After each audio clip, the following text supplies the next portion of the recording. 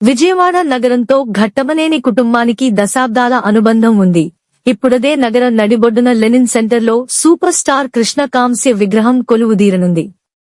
ఈ నెల 11వ తేదీన జరగనున్న ఈ ప్రతిష్టాత్మక విగ్రహ ఆవిష్కరణ కార్యక్రమంపై కృష్ణ సోదరుడు, ప్రముఖ నిర్మాత ఆదిశేషగిరిరావు మీడియాకు కీలక వివరాలు వెల్లడించారు.